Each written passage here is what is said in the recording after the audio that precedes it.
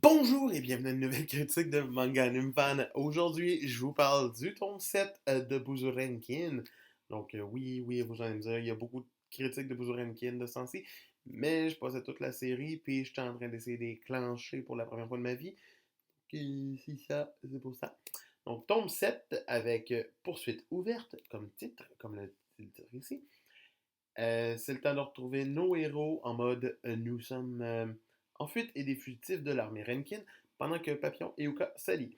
Donc, c'est le temps de dire au revoir aux cases de Who Cares qui servent à rien à part faire de la comédie.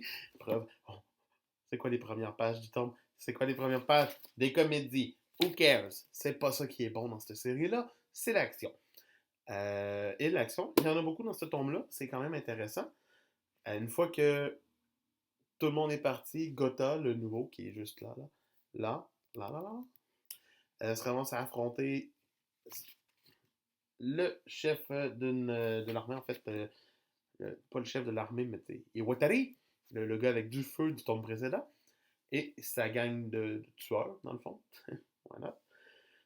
Il prend la fuite, puis il devient ami avec nos héros, Tokiko et Kazuki.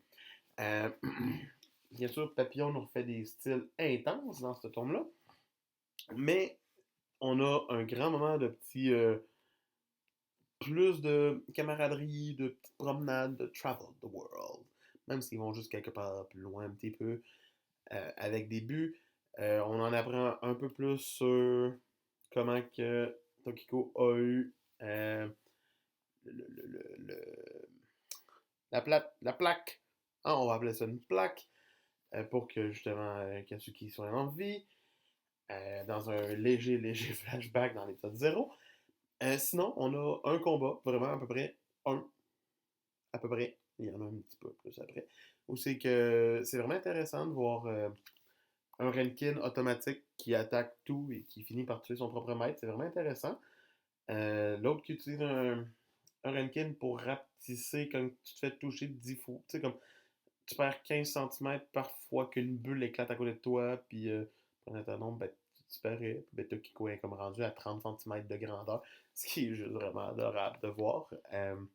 C'est intelligent, l'auteur s'amuse, nous fait encore des designs de folie pour les combats, ça reste ses qualités fortes. Euh, mais le plus gros moment revient à la fin où c'est que c'est rendu Papillon qui affronte l'un des ennemis, un des soldats Renkin. Puis ce soldat Renkin-là a le pouvoir de Wolverine de se régénérer, mais à un point que tu te dis, il se régénère le squelette au grand complet. Why not? C'est intéressant.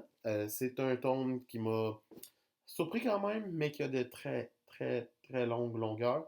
C'est pas le tome le plus passionnant.